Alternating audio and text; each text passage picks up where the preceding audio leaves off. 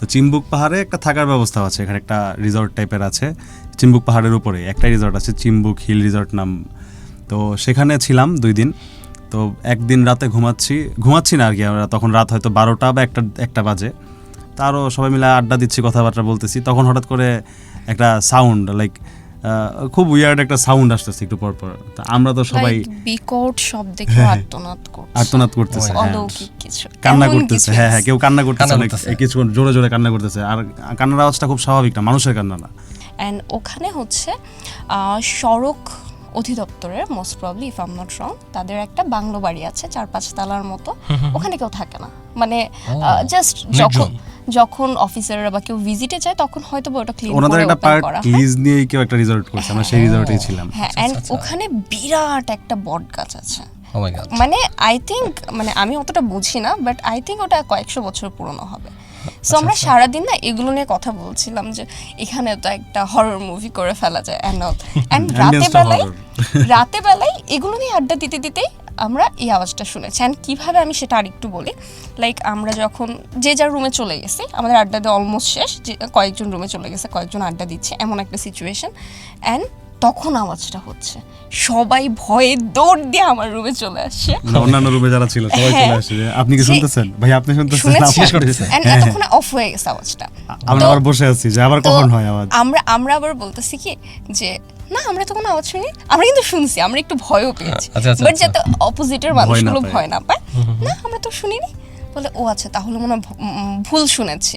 তো ওরা কিছুক্ষণ ওয়েট করে আবার বের হয়ে গেছে, এন্ড বের হয়ে যাওয়ার কিছুক্ষণ পর আবার ওই আওয়াজ শুরু। Oh my God. And then এবার আসছে আপু, এবারও বলেন শুনেন নাই? সো আমরা বললাম হ্যাঁ শুনেছি। এরপর আমরা ওই মাঝরাতে বের হয়ে গেছি।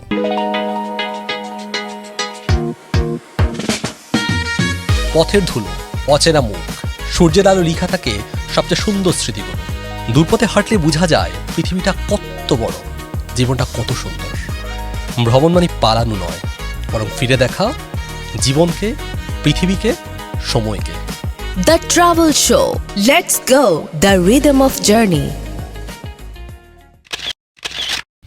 হাজারটা মানুষের ভিড়ে যখন হারিয়ে যাই, কখনো নিজেকে চুপ করে বসে থেকে হয়তো কোনো জায়গায় ভাবি, ঘুরতে পারলে হয়তো মনটা অটোমেটিক ভালো হয়ে যায়। পৃথিবীর কোন মানুষ আছে, কোন মানুষ নেই, আসলে আছে না নেই, যারা আসলে ঘুরতে ভালোবাসেন না। আমার মনে হয় সেই মানুষটা স্বাধীন হয়, সেই মানুষটা নিজেদের মতো করে নিজেদের জায়গাটা প্রমাণ করতে ভালোবাসে। আর সেটা যখন হয় প্রিয় মানুষ সাথে থেকে, তাহলে কথাই নেই। ইয়েস, প্রিয় মানুষ সাথে থাকলে আসলে ঘোরাঘুরি, ভালো লাগার জায়গাটা কতটা আনন্দের, সাপোর্টিভ হয়, সেটার উদাহরণ আজকে ঢাকা এফএম দিয়ে যাবে। আমি আজকে বিশেষ দুজন মানুষকে আমাদের এই হট সিটে এবং ঢাকা এফএমের স্টুডিওতে আমন্ত্রণ করেছি। আমি একেবারে এক্সপ্লেনেশন শুরুতে পরে করব, তার আগে আমি একেবারে পরিচয় দিয়ে দিচ্ছি রাফি এবং হচ্ছে জিসা আপুকে। Welcome Dhaka FM, let's go with আর জাহাসিব শোতে। ধন্যবাদ ভাই আমাদেরকে ডাকার জন্য। অ্যান্ড আপুকে অলরেডি ইন্ট্রোডিউস করা হয়েছে, আগের শুধু ছিলেন, চমৎকার কথা বলেছেন এবং অনেকেই অনেক কিছু জানতে চেয়েছেন, সেটা নিয়ে আমরা আরও বেশি কথা বলবো। শুরুর জায়গাটা বলছিলাম, ঢাকা এফএমে ফর দ্য ফার্স্ট টাইম কোনো কাপল, যে মানুষগুলো আসলে ট্রাভেলিং নিয়ে প্রচুর কথা বলেন, অনেক অনেক কাজ করেন, ক্যামেরার পিছনে থেকে কাজ করেন। আসলে ক্যামেরার সামনে সবাই আসতে অনেকেই মনে করেন নিজেকে একটু প্রমোট করি, সবাই দেখুক জানুক, কিন্তু এই মানুষ দুজন তাদের জায়গাটাকে সবসময় প্রকাশ করেছেন বিহাইন্ড দ্য সিনে রেখে, দেখিয়েছেন দেশকে, দেখিয়েছেন, প্রমোট করেছেন বাংলাদেশের সুন্দর সুন্দর জায়গা। এই গল্পগুলো আগের পর্বে আমরা শুনেছি জাস্ট এ মিনিটের যে বিশেষ মানুষ, যার ভয়েস আবার সবসময় মানুষ শুনেছেন, যে জেসি আপুর কাছ থেকে। আজকে ওনারই হাজব্যান্ড আমাদের এই শোতে আমন্ত্রিত হয়েছেন। শুরুতেই জানতে চাই একেবারে রাফি ভাইয়ের কাছ থেকে, কেমন লাগছে, কিংবা আপনি আপুর সাথে কাজ করে এতদিন ধরে এই পুরো জার্নিটা ছোট করে জানতে চাই। ভাইয়া আসলে ওর ব্যাপারে বলতে গেলে ও খুবই ক্রিয়েটিভ। সেই ছোটোবেলা থেকে আমি যখন থেকে ওকে চিনি, মানে আমরা সেম স্কুলে পড়তাম, তখন থেকে একটা ফ্রেন্ডশিপ ছিল।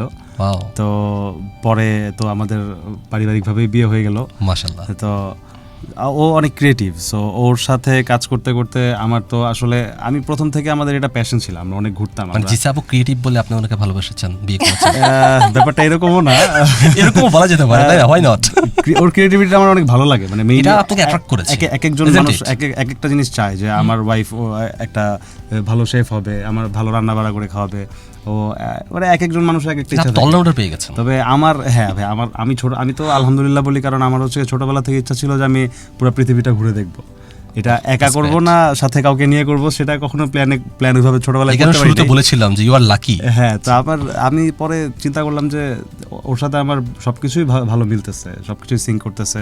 তো আমরা দেশ বিদেশ ঘুরতেছি আলহামদুলিল্লাহ, আপনাদের সাপোর্টে হোক বা দোয়ায় হোক।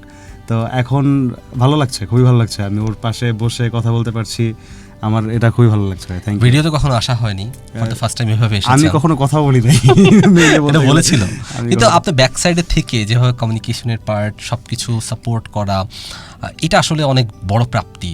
এটা আমি শব্দটা উনার বলবো না, আপনাদের নিজেদেরই আসলে জায়গাটা তো নিজেরাই তৈরি জি করেছে। ভাই, আমি আসলে একটা জব করতেছি, পাশাপাশি ওকে এটার পেছনে সময় দিচ্ছি, মানে সব মিলে আমার জন্য অনেক সময় অনেক ফ্রাস্ট্রেটিং হয়ে যায় যে এত কিছু একসাথে ম্যানেজ করাটা কিভাবে সম্ভব। বাট করতেছি, মানে এটা ভালো লাগা থেকে, প্যাশন থেকে এটা কন্টিনিউ করে যাচ্ছি।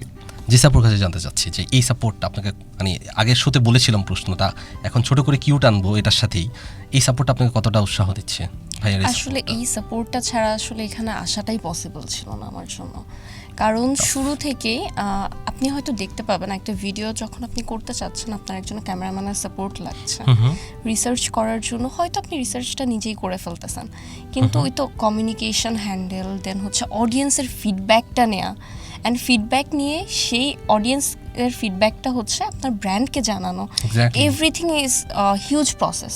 মানুষ তো জাস্ট একটা ভিডিও দেখে, একটা কমেন্ট করে, দে are thinking okay done, but আমাদের এটার পিছনে রিসার্চ করতে হয়, প্ল্যান করতে হয়, স্ক্রিপ্টিং করতে হয়, শুটিং করতে হয়, এডিট করতে হয়, পোস্ট করতে হয়, অ্যান্ড পোস্টের মধ্যে যেসব কমেন্টগুলো আসে, লাইক এটা তো একটা চলমান প্রসেস। আমি একটা পোস্ট দিয়ে দিয়েছি, এটা তো 2 বছর পরেও মানুষ কমেন্ট করবে। প্রতিনিয়ত এই কমেন্টগুলো ট্র্যাক করা, ফিডব্যাকগুলো নোট ডাউন করা, অ্যান্ড সেগুলো হচ্ছে ব্র্যান্ডকে আবার জানানো। অ্যান্ড আমরা আবার আরেকটা কাজ করি, আমাদের আলাদা একটা টিম আছে যেখানে হচ্ছে কি ওই আমরা যে ফিডব্যাকটা দিয়েছি, it can be a restaurant, it can be a resort, anything, বা it can be any brand. So ওইটা কি তারা আসলেই কি ওটা ফলো আপে রাখছে কিনা, কাজ করতেছে কিনা, ওটা নিয়ে আমরা একটু ওটাও আর কি ট্র্যাক করার ট্রাই করি। সো এটা না অনেক বড় একটা প্রসেস, আমার পক্ষে আসলে একা অনেকটা মানে টাফ হয়ে যেত। আসলে ও না থাকলে এটা আসলে পসিবলই ছিল না। ও আছে বলে আমরা একটা প্ল্যান করে ফেলতে পারি, লাইক আমি এখন এখানে বসে আছি, আধা ঘন্টা মেবি আধা ঘন্টা পরে আমি ঢাকায় থাকবো কিনা আমি জানি না, আমার যেতে যেতে আমার মনে হলো আমি এখন ঢাকায় থাকবো না, চলো আমরা কোথাও থেকে ঘুরে আসি। আপনি 1 ঘন্টা পরে আমাদেরকে ফোন দিয়ে দেখবেন আমরা কক্সবাজারের কোনো ফ্লাইট নিয়ে চলে গেছে। সো হুটহাট এই যে আমি করতে পারছি, এই সাপোর্টটা না থাকলে আসলে পসিবল না। আমার পাশে যদি এমন একজন হতো যাকে আমি বলবো ভালো লাগতেছে না, চলো একটু ঘুরে আসি, অ্যান্ড সে বলবে পসিবল না, অফিস আছে, ব্যস্ততা আসলে এখনো আছে, অনেক জবাবদিহিতা থাকে। অ্যান্ড অফিস করলে তো ভাই আপনি একটা ব্র্যান্ডের কাছে জবাবদিহিতা, আমার প্রতিনিয়ত 10টা ব্র্যান্ডের কাছে জবাবদিহিতা প্রতিদিন। সো এটা আরও টাফ। বাট যদি পাশের মানুষটা যদি সাপোর্টিভ না থাকে, এই যে এই সিচুয়েশনে এতগুলো ব্র্যান্ডের কাজ পড়ে আছে, এই সিচুয়েশনে আমরা যাব, যদি আমার পাশের মানুষটা যদি এরকম করতো তাহলে কিন্তু আমি আসলে একটা গণ্ডির মধ্যে আটকে থাকতাম, বের হয়ে আসতে পারতাম না। আমার পাশের মানুষটা সাপোর্টিভ বলবো ওকে জি স্যার আমাকে 5 মিনিট টাইম দাও, আমি ল্যাপটপ মাইক সব কিছু একটু গোছাই, এরপর চলো পরের ফ্লাইটটা ধরে। সো কতটা সাপোর্ট আমি পাচ্ছি, আলহামদুলিল্লাহ কেউ নজর দিবেন না প্লিজ, বাট কতটা সাপোর্ট আমি পাচ্ছি আই গেস বুঝে গেছেন। পরের ফ্লাইট ধরার আগে আবারও বলছি যে যেখান থেকে দেখছেন শুনছেন, আপনারা কিন্তু ঢাকা এফএমের এই নিয়মিত আয়োজন সবসময় আপনারা আসলে উৎসাহ দিচ্ছেন বলে আজকে এটা হচ্ছে। আপনারা কিন্তু আমাদেরকে শুনছেন, একইভাবে কিন্তু দেখতেও পাচ্ছেন। আমাদের ফেসবুকের ঠিকানা হচ্ছে facebook.com/iloveDhakaFM, আমাদের ইউটিউবের ঠিকানা হচ্ছে youtube.com/dfm904, অর্থাৎ rhythm of your journey. Travelling এটা আসলে অন্যরকম একটা পেশেন্স, অন্যরকম একটা ভালো লাগা। শুরুর শব্দে একটা কথা বলেছিলাম যে আসলে ক্রিয়েটিভ বিষয়গুলো আসলে অদ্ভুত রকম ভালো লাগা আপনাকে দিবে যতক্ষণ পর্যন্ত সেটা আপনাকে ফিল করাবে, আপনি সেটাকে এনজয় করবেন। জাস্ট এ মিনিট ক্রিয়েট না হলে আজকে ওনারা এই মুহূর্তে এখানে হয়তো থাকতো না। এটা ক্রিয়েট হয়েছে বিকজ অফ দ্যাম, তারা চিন্তা করেছে, ভেবেছে আসলে ট্রাভেলিং নিয়ে কিছু করা যেতে পারে। এই ট্রাভেলিংয়ের জায়গাটা যে আসলে কতটা ইন্সপায়ার্ড হতে পারে, এটা যে দেশের, এটা যে ব্যক্তি মানুষ হিসাবে যে নিজেদেরকে অনেক দূর নিয়ে যেতে পারে, তার এই উদাহরণ কিন্তু ওনারা করে দিয়েছেন। আমি সেই গল্পেই ফিরবো, এবং সেই গল্প জানার আগে বলছিলাম যে আপনারা ট্রাভেলিং করতে করতে কিন্তু সবার একটা নজরে চলে এসেছেন এবং সবাই খুব ভালোভাবে অ্যাপ্রিসিয়েশন করছেন। আপনারা একটা অ্যাওয়ার্ড পেয়েছিলেন, সেটা সম্পর্কে একটু জানতে চাচ্ছি। আচ্ছা, এটা সম্পর্কে তুমি বলো। আচ্ছা, বিডিটিএফ একটা প্রোগ্রাম হয়েছিল আগারগাতে, তো যেটার অর্গানাইজার ছিল টোয়াব, মানে ট্যুর অ্যাসোসিয়েশন অফ বাংলাদেশ যেটা। তো আমরা নমিনেশন পেয়েছি, ওরা র্যান্ডমলি সিলেক্ট করেছে যে কারা ভালো কাজ করছে লাইক তাদের সারা থেকে। বাংলাদেশ থেকে ওরা কংগ্রেচুলেশনস ফ্রম 14 জনকে ঢাকা এফএম। সিলেক্ট করেছিল। হ্যাঁ, মোটামুটি বিভিন্ন ক্যাটাগরিতে 14 জনকে ওরা সিলেক্ট করেছিল। তো তার মধ্যে আমরা rising content creator, rising travel content creator হিসেবে মাশাআল্লাহ, নমিনেশন পেয়েছিলাম। আমাদের সাথে আরও 4-5 জন কম্পিটিটেড ছিল। তো একটা ভোটিং সিস্টেম ছিল, তো সেই ভোটিং সিস্টেমে উইনার হয়ে দেন জাজরাও আমাদের কন্টেন্টগুলো পছন্দ করে আমাদেরকে একটা রাইজিং ট্রাভেল কন্টেন্ট ক্রিয়েটর হিসেবে অ্যাওয়ার্ড দিয়েছিল। তো অ্যাওয়ার্ডটা আমরা আগারগাঁও থেকেই কালেক্ট করি। সেখানে ফিলিপাইন্সের যে অ্যাম্বাসেডর আছেন Wow! বাংলাদেশে, তার হাত Great থেকে achievement. জিসা হচ্ছে গিয়ে অ্যাওয়ার্ডটা নেয়। তো এটা একটা অ্যাচিভমেন্ট বলা যায় আমাদের জন্য। আমরা আসলে, ও একটা পোস্টও করেছিল খুব ইমোশনাল, আমার পরে দেখে আমার খুব ভালো লেগেছে যে আসলে এক মানে এই বাংলাদেশে এই প্রথম মনে হয় এরকম হইলো যে কোনো ফেস নাই, কোনো সেলিব্রিটি ফেস না। আসলে আমাদের তেমন কোনো সেলিব্রিটি ফেস নাই, আমাদেরকে কেউ চিনবেও না, কিন্তু তাকে তার চিনবেন জাস্ট ট্যালেন্টের, তার জাস্ট ট্যালেন্ট বা তার কাজের জন্য তাকে হচ্ছে একটা পুরস্কৃত করা হলো। এটা আসলে খুব ভালো লাগা ছিল। যে আপনার কাছে জানতে চাচ্ছিলাম যে এই যে বিষয়টা, যে কোনো অর্জন আসলে আমাদেরকে নেক্সট লেভেলে নিয়ে যায়, ইন্সপায়ার এটা করে। সত্যি। এইটা পাওয়ার পর আপনার কাছ থেকে আশেপাশে মানুষের সাড়া কিংবা এটা আসলে কতটা আপনাকে উৎসাহ দিয়েছে? আচ্ছা, আশেপাশের মানুষ বলতে আপনার ভিডিওর মাধ্যমে যারা জানছে তাদেরকে বাদ দিয়ে আসলে আশেপাশের মানুষ বলতে আমি আমার প্যারেন্টসকে যেও বলি নাই যে আব্বু আম্মু আই হ্যাভ এ পেজ, আমি কাজ করতেছি। আমি লিটারালি কাউকে বলি নাই, আমি আমার মতো কাজ করেছি, পোস্ট করা স্টার্ট করেছি, অ্যান্ড অটোমেটিকলি আমার আশেপাশের মানুষজন আমাকে চেনা শুরু করেছে। অ্যান্ড আলহামদুলিল্লাহ আমার অডিয়েন্সরা এত সাপোর্টিভ একদম শুরু থেকে আমাকে খুব সাপোর্ট করে গেছে। Wow! অ্যান্ড আমি যেটা ইদানিং দেখি, নেগেটিভ কমেন্টস অনেক বেশি আসে সব জায়গায়, বাট আমার নেগেটিভের থেকে আমার হচ্ছে পজিটিভ কমেন্টস আলহামদুলিল্লাহ অনেক বেশি। মানুষজন প্রোডাক্টিভ কমেন্ট করে যে আপু আপনি এটা নিয়ে ভিডিও বানাইছেন, তাহলে এটার পাশে একটু এটা নিয়ে কথা বললে ভালো হতো। আপু নেক্সট টাইম কিন্তু আপনি এখানে আসলে এই জায়গাটা ঘুরে যাবেন। See, that's So, a আমি এরকম অনেক positive observation. Comments pi. And যখন আমি এই প্রাইজটা পেয়েছি তখন হচ্ছে আমি জাস্ট একটা পোস্ট করেছি, বিকজ আমি জাস্ট ভার্সিটি থেকে একটা বেসিক কাপড় পরে চলে গেছি, আমি অ্যাওয়ার্ড শোতে যাচ্ছি, একটু গুছিয়ে যাব, সেজেগুজে যাব। আসলে আই ওয়াজ থিঙ্কিং যে আমার আশেপাশে যারা আছে নমিনেশনে তারা তো অনেক বড় বড় সেলিব্রিটিস, তাদের অডিয়েন্সরা আসলে এটা ভোটিংয়ের মাধ্যমে হয়েছে, তাদের অডিয়েন্স সাপোর্ট আর আমার অডিয়েন্স সাপোর্ট হয়তো বা সেম হবে না, আমি হয়তো প্রাইজ পাবো না, হয়তো কি আমি আসলে প্রাইজই পাবো না, এমনই একটা মেন্টালিটি ছিল। থেকে আমি গিয়েছিলাম। বাট যখন আমার নামটা বললো আই ওয়াজ সারপ্রাইজ, কীভাবে। তো হ্যাঁ, এই পুরোটাই আসলে আমার অডিয়েন্সের জন্যই পসিবল হয়েছে। আমি মন থেকে তাদের প্রতি অনেক থ্যাঙ্কফুল। Thank you. যে কোনো অর্জন, যে কোনো ভালো লাগার পিছনে আসলে অনেক গল্প থাকে। আমরা বলি যে কোনো কাজের পিছনে যখন আমি খুব ভালো মন্তব্য করি, আমরা এটাকে বলি ঘটনমূলক সমালোচনা। ঘটনমূলক সমালোচনা আসলে অনেকভাবে আমাদের কাজের ধরন, আমাদের উৎসাহ অনেক কিছু চেঞ্জ করে দিতে পারে। এই শব্দের সাথে এক করে আমি রাফি ভাইয়ের কাছে জানতে চাই, যখন আপনি দেখেন যে সাপোজ যে কাজগুলো করছেন সেগুলো অনেকেই হচ্ছে সমালোচনা করছেন, সাপোজ আপনার ওয়াইফ কাজ করছে, এই জিনিসগুলো আপনাকে কিভাবে আপনি ডিল করেন? যে নেগেটিভ কমেন্টস হতে পারে, দুই একজন করেছে, হ্যাঁ, হ্যাঁ। এটা আপনি কোনোভাবে কি ওনার সাথে শেয়ার করেন, কিংবা আপনাদের মধ্যে কোনো কমপ্লেক্সিটি তৈরি হয়, কিংবা হাউ ডু ইউ ফিল? আচ্ছা, আসলে আমি সবসময় ওর পেজের কমেন্টগুলো রিপ্লাই করা, এই জন্যই কোশ্চেনটা আপনাকে এই করেছি। কাজগুলো সবসময় আমারই করা। তো ও জানতেও পারে না যে কখনো কোন কমেন্ট আসছিল। কিছু কিছু নেগেটিভ কমেন্টস আসে, কিছু কিছু খারাপ মেন্টালিটির লোকজন আছে যারা খুব বাজে বাজে কমেন্ট করেন, যেটা আমার কন্টেন্টের সাথে রেলেভেন্টও না। এই কথাটা হয়তো এখানে না বললেও হতো, যে এই কন্টেন্টের সাথে কোনোভাবে এই কথাটা যায় না। তা আমি অনেক সময় সেগুলো হাইড করে ফেলি ওর কাছ থেকে। ও এখন জানতে পারলো আজকে, এর আগে কখনো জানে না যে আমি এই কাজটা করি। কারণ আমি চাই না, কিন্তু আপনি কিন্তু ওই জিনিসগুলো নেগেটিভিটি মানুষকে অনেক বাজেভাবে হিট করে। জি ভাই, আমি চাই না যে ও সেই জিনিসগুলো জেনে ডিমোটিভেটেড হোক, বা আমি চাই না যে এটা ওর চোখে পড়ুক। ও একটু কষ্ট পাবে যে আচ্ছা এই কথাটা আমাকে বললো বা এই খারাপ কথাটা আমাকে বললো। আমি সবসময় এটা হাইড করে দেওয়ার চেষ্টা করি। কিছু কিছু কমেন্টস আছে নেগেটিভ, বাট সেগুলো আমাদের জন্য আসলে লার্নিং দেয়। আমরা কিছু মিস্টেক্স করে ফেলি, আমরা আসলে অনেক কাজ করতে যে ভাই আসলে আমরা তো মানুষ, আমাদের তো ভুল হবেই। Definitely. সো আমরা আসলে অনেক এরর্স করি, অনেক মিস্টেক্স করি, অনেক দেখা যায় একটা কথা বলতে গেলে অনেক সময় ভুল কথাও চলে আসে। তো সেই জায়গাগুলো থেকে যখন কেউ কমেন্ট করে সেগুলো আমি ওর সাথে শেয়ার করি। তো সেগুলো আমরা দুজন মিলে সলভ করার ট্রাই করি, যাতে আমাদের পরের ভিডিওতে সেই প্রবলেমটা না হয়। সো এভাবে আসলে ডিল করা হচ্ছে। আর কিছু মানুষ আছে, যেমন ধরেন আমার তো একটা টোন আছে, আমি একটা টোনে কথা বলি, আমার হয়তো একটু Exactly. টোনটা একটু অনেক ভারী, ওর টোনটা একটু পাতলা, ও একটু সফটলি কথা বলে। কারো আবার সেই টোন নিয়েও সমস্যা। তো সে অনেকে কমেন্ট করতেছে যে আপনি আপনার এইভাবে ন্যাকামি করে কথা বলতেছেন কেন। আসলে ও ন্যাকামি করে না, এটাই ওর ন্যাচারাল টোন। সো সেই কমেন্টগুলো আবার আমি ও জানে, সেই কমেন্টগুলো আমি একটু সফটলি হ্যান্ডেল করি যে না ভাই আসলে আমার টোনটাই এরকম, ওর হয়ে অন হার বিহাফ আমি কথা বলছি।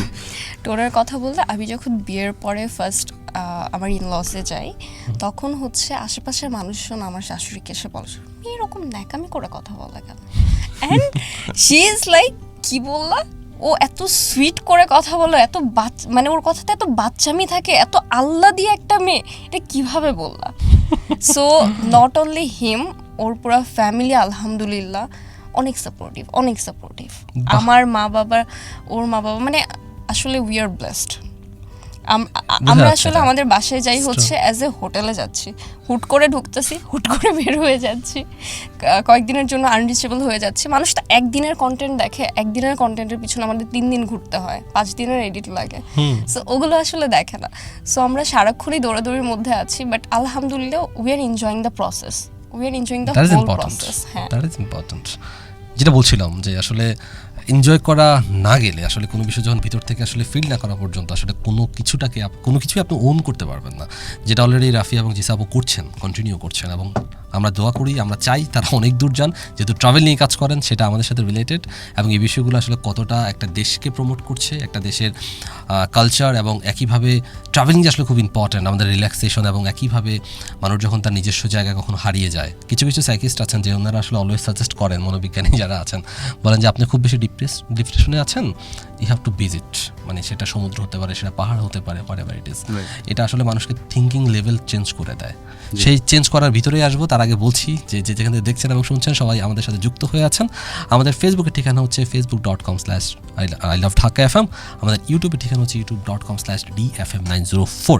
আমরা আজকে আছি একেবারে জাস্টিনে, মানে জাস্ট মিনিটে আছি, তবে জাস্ট মিনিটের মধ্যে সীমাবদ্ধ নেই, আমরা অনেকটা সময় পাড়ি দিচ্ছি, একেবারে কথা বলছি যে বিশেষ মানুষরা ক্যামেরার পিছনে কাজ করতেন, আজকে আমাদের ঢাকা এফএমের আমাদের সাথে গল্প করছেন, আড্ডা দিচ্ছেন, জানাচ্ছেন তাদের পিছনের সেই অভিজ্ঞতা, গল্প।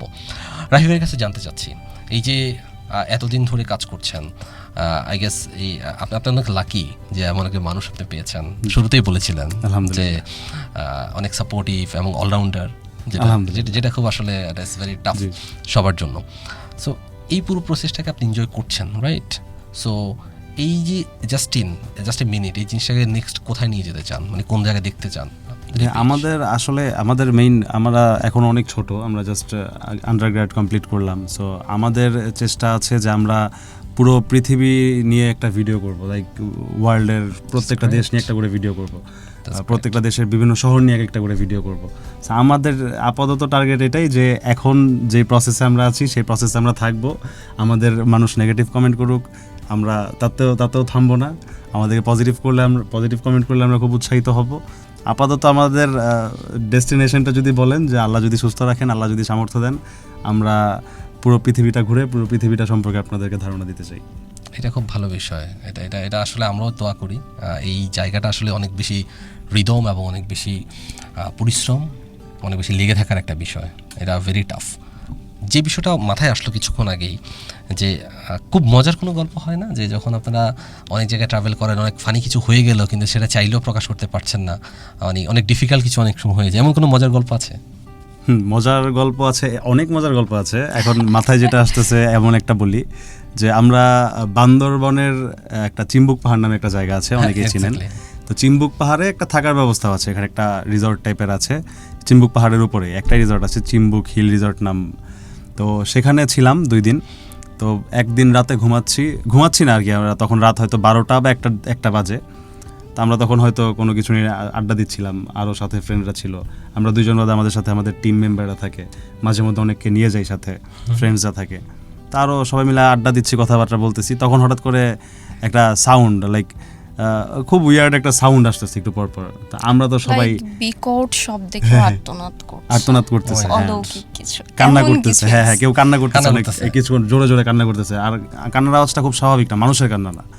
অ্যান্ড এখানে না আমি অ্যাম্বিয়েন্সটা নিয়ে আরেকটু অ্যাড করতে চাই, সেটা হচ্ছে চিম্বুক পাহাড়। এটা হচ্ছে বাংলাদেশের ওয়ান অফ দ্য মানে সমুদ্রপৃষ্ঠ থেকে বেশি উচ্চতায় আছে এমন একটা পাহাড়। সেই পাহাড়ের আশেপাশে কিছু নাই, জাস্ট আপনি যতদূর চোখ যাবে গ্রিনারি অ্যান্ড গ্রিনারি। আর কিছু নেই, আশেপাশে ওরকম লোকালয়ও নেই খুব একটা, নিচে একটা আছে বাট তাও ভালোই দূরে। অ্যান্ড ওখানে হচ্ছে সড়ক অধিদপ্তরের most probably if am not wrong তাদের একটা বাংলো বাড়ি আছে 4-5 তলার মতো, ওখানে কেউ থাকে না, মানে জাস্ট যখন অফিসাররা বা কেউ ভিজিটে যায় তখন হয়তো ওটা ক্লিন ওনাদের করে একটা ওপেন পার্ট করা লিজ নিয়েই কেউ একটা রিসর্ট করছে, আমরা সেই রিসর্টেই ছিলাম। হ্যাঁ, এন্ড ওখানে বিরাট একটা বট গাছ আছে, ও মাই গড। মানে আই থিঙ্ক, মানে আমি অতটা বুঝি না বাট আই থিঙ্ক ওটা কয়েকশো বছর পুরনো হবে। সো আমরা সারাদিন না এগুলো নিয়ে কথা বলছিলাম যে এখানে তো একটা হরর মুভি করে ফেলা যায় অ্যান্ড রাতে বেলায় এগুলো নিয়ে আড্ডা দিতে দিতেই আমরা এই আওয়াজটা শুনেছি। অ্যান্ড কীভাবে আমি সেটা আরেকটু বলি, লাইক আমরা যখন যে যার রুমে চলে গেছি, আমাদের আড্ডা দেওয়া অলমোস্ট শেষ, যে কয়েকজন রুমে চলে গেছে, কয়েকজন আড্ডা দিচ্ছে, এমন একটা সিচুয়েশন।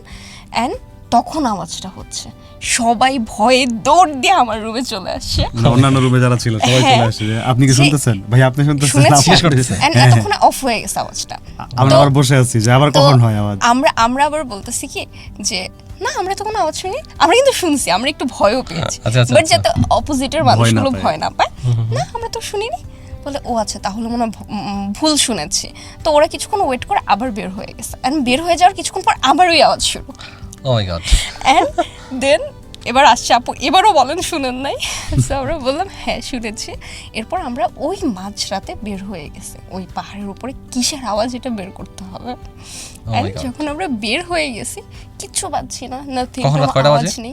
2টা-3টা ভেজে গেছে, মানে ঘটনা 1টা থেকে শুরু হবে, তো আমরা এই আর একবার আওয়াজ হচ্ছে আবার হচ্ছে না, আবার কিছুক্ষণ বসে আছি যে আচ্ছা আবার হয় কিনা, আবার ওরা চলে গেল, আবার আওয়াজটা হলো, আবার ফেরত আসলো, মানে কন্টিনিউ প্রসেস। এটা 1-2 ঘন্টা হয়ে গেছে, 3টা বাজে তখন হচ্ছে গিয়ে ফোনের লাইট ধরে খুঁজতেছি, আচ্ছা আছেটা কি, কিছু পাইনি, চলে আসছি সিঁড়িতে, সেই যেই দোতলায় উঠলাম আমরা আবার আওয়াজ শুরু।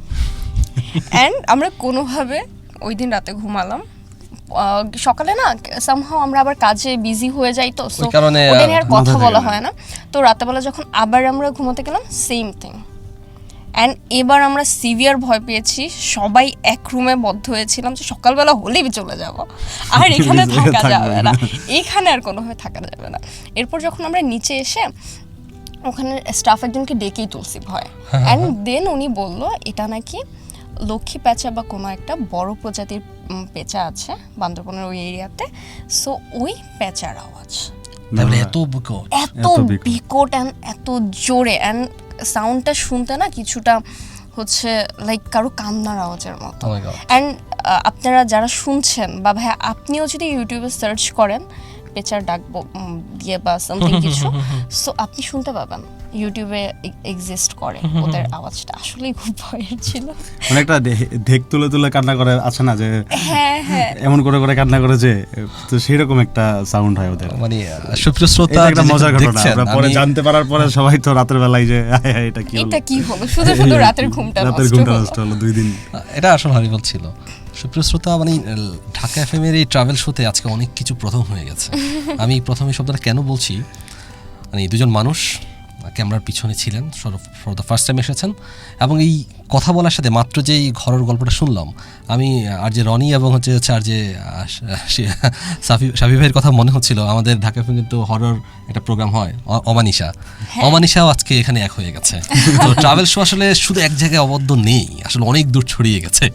এটা ভালো লাগার, মানে কোনো কিছু বিষয় থাকে না যে কিছু জিনিস আপনাকে হঠাৎ করে কোনো একটা বিষয়ে ট্রাভেল করছেন, কোনো জায়গায় গিয়েছেন, এটা ছোট গল্প আপনাকে হিট করছে, ওই জায়গাটাকে মেমোরাইজ করার জন্য মনে থাকে। হ্যাঁ, অনেক এরকম আরো অনেক মেমোরিজ আছে ভাই আমাদের, যে লাইক অনেক জায়গায় যে অনেক ছোট ছোট ঘটনাগুলো ঘটে, অনেক ছোট ছোট মজার ঘটনা, আপনি যেটা বললেন মজার ঘটনা ঘটে, কিছু অ্যাক্সিডেন্টস ঘটে, যেমন আমরা কিছু দুর্ঘটনায় পড়ি, তারপর আমাদের হচ্ছে গিয়ে কিছু ভালো মোমেন্টসও ঘটে, যে ওইখানে থাকা অবস্থায় একটা ভালো কোনো নিউজ পাইলাম, বা যাওয়ার পরে একটা খুব ভালো একটা জিনিস আমরা এক্সপেক্ট করে গেছি যে, হ্যাঁ মানে আমরা এক্সপেক্ট করে গেছি যে আমরা ওই জায়গায় গেলে একটা স্পেসিফিক কিছু জায়গায় কিছু জিনিস থাকে যে শুধু একটা নির্দিষ্ট টাইমেই থাকে, আমরা যেই ওই ওয়েদারটা পেয়ে গেলাম বা আমরা ওই ওয়েদারটা দেখে ফেললাম, এরকম অনেক ভালো মোমেন্টসও আছে আমাদের মনে আছে। এটার সাথে অ্যাড করবে একটা চমৎকার বিষয়, আমার হঠাৎ করে অল অফ এ সাডেন মনে হলো, যদি আমরা কোনো স্ক্রিপ্টেড কিন্তু করছি না, ন্যাচারালি করছি, সর্বপ্রথম যে ভিডিওটা কিংবা যেই কন্টেন্টটা, যেহেতু আপনি ওই পার্টটা দেখছেন,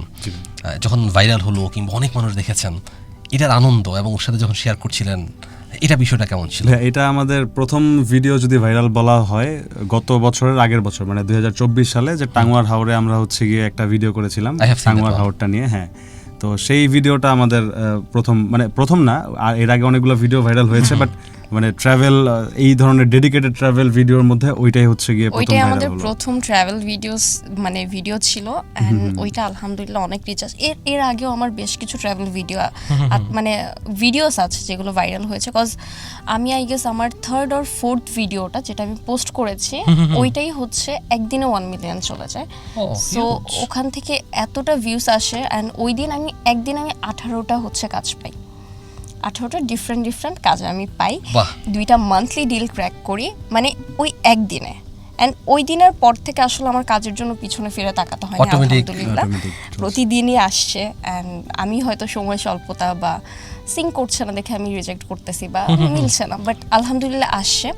বাট আমাদের প্রথম যদি ট্রাভেল ভিডিও হয় সেটা ছিল টাঙ্গুয়ার হাওর নিয়ে, অ্যান্ড প্রথম যদি ট্রাভেলের ভাইরাল ভিডিও বলা হয় সেটাও ছিল ওইটা।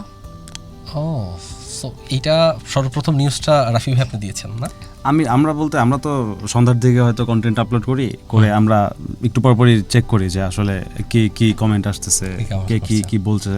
তো হয়তো রাত পর্যন্ত আমরা এরকম করি, বা রাতে ঘুমানোর টাইম হয়ে গেলে বা ও হয়তো ব্যস্ত থাকে ওর কাজ নিয়ে, নেক্সট প্রজেক্ট কোনটা আপলোড করবে সেটা নিয়েও ব্যস্ত আছে, আমি হচ্ছে গিয়ে কমেন্টগুলো দেখতেছি, বা আমি হচ্ছে গিয়ে এগুলা বা অন্য কোনো ব্র্যান্ড থেকে নক করলো বা অন্য কেউ নক করলো তার সাথে কথা বলছি, পার্সোনাল কাজও থাকে অনেক, তো সেগুলা করছি।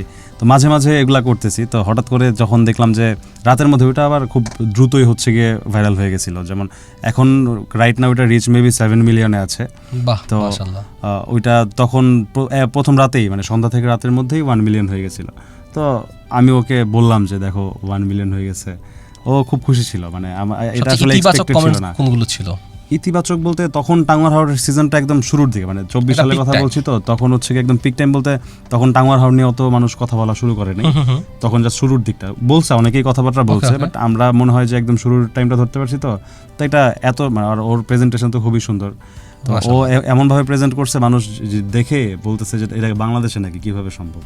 শুরুতে আমি দাদাকে দেখিয়েছিলাম, এত সুন্দর এটা খুব চমৎকার করে বলেছেন। হ্যাঁ। সেই জন্য এই প্রশ্নটা আমার মাথায় আমার ওই ভিডিও টার্গেটেড অডিয়েন্স ছিল যারা কমফোর্ট জোনে থেকে টাঙ্গুয়ার হাওরটা ভিজিট করতে চান, তারা যে কমফোর্টেবল ওয়েতে কতটা লিমিটেড বাজেটে এটা করা পসিবল। অ্যান্ড সবাই তো টাঙ্গুয়ার হাওরের বোট নিয়ে ভিডিওস করে, তো আমার প্রেজেন্টেশনটা ছিল টাঙ্গুয়ার হাওরে গেলে এক্সপিরিয়েন্সটা কী হবে, ভিউটা কী হবে। ইনফ্যাক্ট আমি তখন কয়েকটা হিডেন জায়গা এক্সপ্লোর করেছিলাম, যেরকম ওখানে হচ্ছে একটা বর্ডার আছে ইন্ডিয়া বাংলাদেশে যেখানে মেঘালয়ের পানিগুলো ঢোকে, ওই বর্ডারটা নিয়ে ওইটা, হ্যাঁ লালঘাট বর্ডার, ওখানে হচ্ছে প্রচুর লাল পাথর ছড়ানো থাকে, যেগুলো এখন ম্যাক্সিমাম চুরি হয়ে গেছে, পরের বার যে আমি পাইনি। সো এই জায়গাগুলো নিয়ে আমি কখনো কাউকে কাজ করতে দেখিনি, এগুলো আমরা লোকালদের থেকে ইনফরমেশন বের করে এক্সপ্লোর করেছি। দেন ওখানে একটা বাজার আছে যেখানে হচ্ছে ইন্ডিয়া থেকে ডিরেক্ট ওরা প্রোডাক্টস নিয়ে আসে, অ্যান্ড অলমোস্ট ইন্ডিয়ান প্রাইসেই বা একটু বেশিতে পাওয়া যায়, যেটা ঢাকা থেকে কিনতে গেলে আপনার 500 টাকা লাগবে, কিন্তু ইন্ডিয়াতে প্রাইস 200 টাকা, ওইটা আপনি ওখানে 250 টাকা পেয়ে যাবেন, মানে অলমোস্ট 500 আর 250 হাফ প্রাইসে। মানে এটা বর্ডার ক্লোজ হওয়ার কারণে বিষয়টা মনে হয়। হ্যাঁ, বর্ডার ক্লোজ হওয়ার জন্য হয়তো বা এটা ট্যাক্স বাকি Transport দেওয়া অন্য হচ্ছে কিছু, বা হ্যাঁ, কিছু, exactly. আসলে এটা আমি বলতে পারছি না, বাট এটা প্রমোট করা ঠিক হবে না, এটা এটা আমার মনে হয় প্রমোট প্রমোটও করা করছি ঠিক না, হচ্ছে বাট না। ওটা হচ্ছে আমি নিজে এক্সপ্লোর করেছি, ওটা আমি মানুষের কাছে প্রেজেন্ট করেছিলাম। সো এই যে আন্ডাররেটেড জিনিসগুলো যে আমি প্রেজেন্ট করতে পারি, ওইটার মাধ্যমে হচ্ছে অডিয়েন্সও জানতে পেরেছে, আবার হচ্ছে ওই ভিডিওটা তাদের জন্য হেল্পফুলও ছিল। এটার সবচেয়ে বড় বিষয় হচ্ছে কি, যখন মানুষ কোনো রিলিভেন্ট ইনফরমেটিভ কোনো কিছু দেখে, এটা দেখেও কোনো না কোনোভাবে না এটা ভ্যালু অ্যাড করে। জি ভাই, আর মানুষ এগুলো নিয়ে কমেন্টও করছিল, আমাদেরকে বলছিল যে আসলে এই ইনফরমেশনগুলো আমাদের জানা ছিল না, আপনারা দিলেন, থ্যাংক ইউ। এই টাইপের বাংলাদেশে এখন যেটা দেখা যায়, যত বেশি আপনি নেগেটিভিটি ছড়াবেন সেটার ভাইরাল তত বেশি হবে, সেটা তত নেগেটিভ ভাবে মানুষ অ্যাকসেপ্ট করবে। যেমন এখন ওয়ার্ল্ড কাপ চলছে, দেখেন যে যত নেগেটিভ বিষয়গুলো হিট করছে, মানে দিন শেষে কিন্তু এটা আসলে এক্সিস্ট করে না। আপনি 1 বছর 10 বছর পরে দেখা গেল যে এটা কোনো একটা গ্রহণযোগ্যতা আছে, কিন্তু এটা খুব ইম্পর্টেন্ট। আমার পুরো জার্নিতে আমি এখন পর্যন্ত নেগেটিভ ওয়েতে কাউকে অ্যাপ্রোচ করিনি, নেগেটিভ কোনো ইনফরমেশনও পাস করিনি বা কাউকে মিসগাইডও করিনি। অ্যান্ড এই কারণে আমি কোনো একটা কথা বললে আমাকে আমার ফেস নাই, আমার নাম নাই, আমাকে কিন্তু কেউ চিনতেছে না, বাট এরপরও আমার কথার একটা ভ্যালু আছে। Exactly.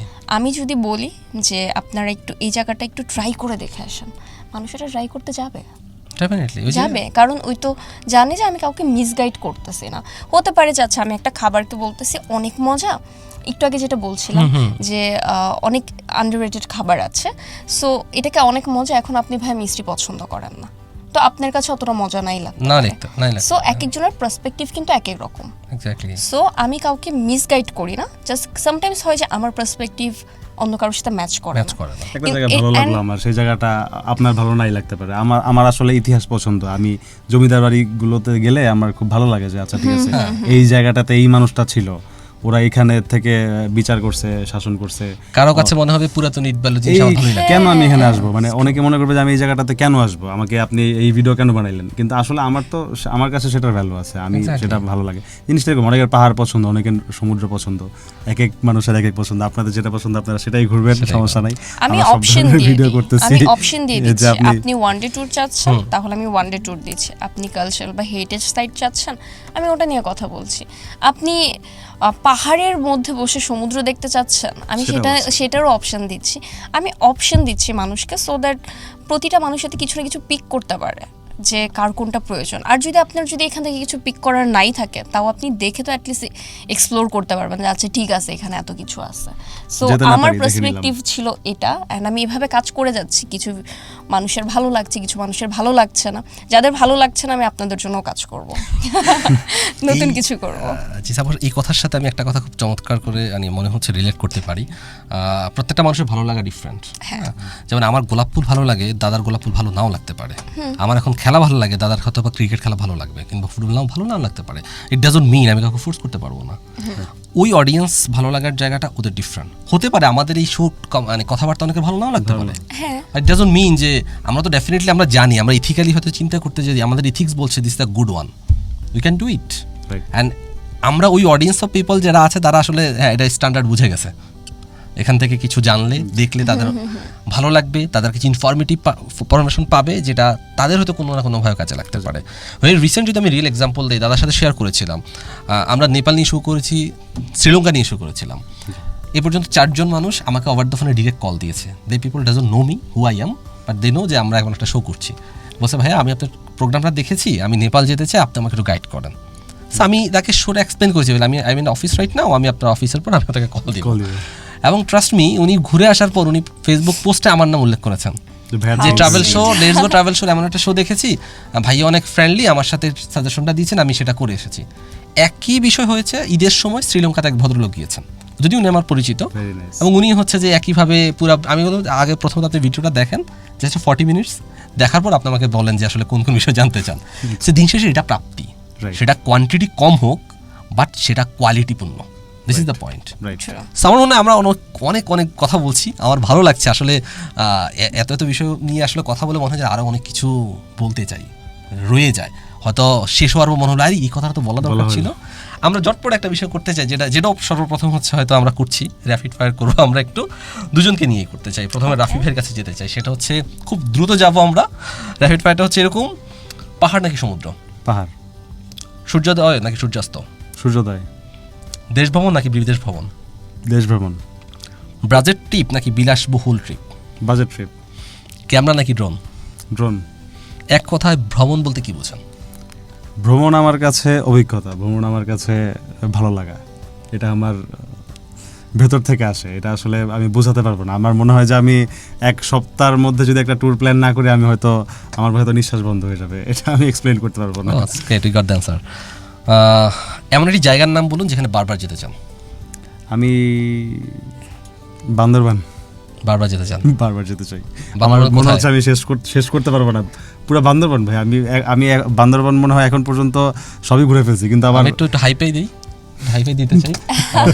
This is the only one place, যদি বাংলাদেশের কথা বলতে হয়, I want to go once again, মানে আমার বারবার যেতে ইচ্ছা হয় এখানের। এমন একটি খাবারের নাম বলুন যা শুধু ভ্রমণের জন্য হলেও একবার খেতে চান। মানে এমন একটি খাবারের নাম বলুন যা শুধু ভ্রমণের জন্য হলেও একবার খেতে যেতে চান।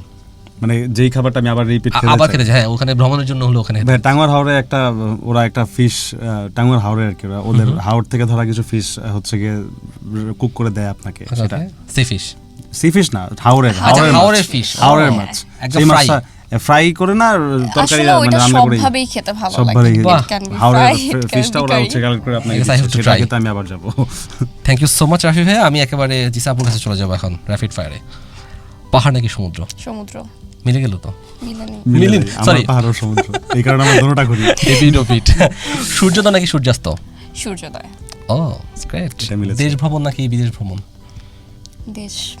এটা কি মিলে গেল। দেশের জন্য বলছেন না হচ্ছে বিদেশে তো অনেক সুন্দর জায়গা আছে, অনেক why সুন্দর not? জায়গা আছে, অনেক সুন্দর জায়গা আছে। ইনফ্যাক্ট আমার ড্রিম ডেস্টিনেশনও কিন্তু দেশের বাইরে। Switzerland, you told me. Europe, full Europe, Europe. Full Europe, হ্যাঁ। ওকে। বাট দেশে আসলে যে শান্তিটা আছে নিজের ওটা মনে আসলে হয়। ওটা আসলে অন্য কথা না। আপনি একটু আগে বলছিলেন যে প্রত্যেকটা জায়গার একটা আলাদা স্মেল আছে। এক্স্যাক্টলি। সো বাংলাদেশের যে স্মেলটা আছে, আমি যখনই বাইরে যাই এয়ারপোর্টে নামার পরে যে বুক ভরে যে নিঃশ্বাস নিতে পারি, ওইটা আমার খুব ভালো লাগে। বাহ, চমৎকার। এই অ্যান্সারটাই শুনতে চেয়েছিলাম, আমার ভিতরে জমে আছে, হয়তো এটা শেষ করার পর এটাই বলতাম। আচ্ছা, বাজেট ট্রিপ নাকি বিলাসবহুল ট্রিপ? অপশনে নাই, middle one, comfortable but budget friendly, যেটা লাক্সারিয়াসও না আবার একদম একদম low না। বাজেটেও না। ওকে। ক্যামেরা নাকি drone? Camera. He is a drone person, Okay. By drone rider. ভ্রমণ বলতে কি বোঝেন? ট্রাভেলিং। শান্তি। শান্তি। ওয়াও, চমৎকার, ওয়ান লাইন অ্যান্সার। এমন একটি জায়গার নাম বলুন যেখানে বারবার যেতে চান। আসলে অনেকগুলো আছে, দেশের মধ্যে বলবো নাকি একটা, বাইরে? দেশের বাইরে, ফাইন। দেশের বাইরে বললে মুস্তাং, ও, নেপাল। গ্রেট, নেপাল। এই আই অলরেডি ভিজিটেড দেয়ার। এমন একটি খাবারের নাম বলুন যা শুধু ভ্রমণের জন্য হলো, আবার খেতে যেতে চান।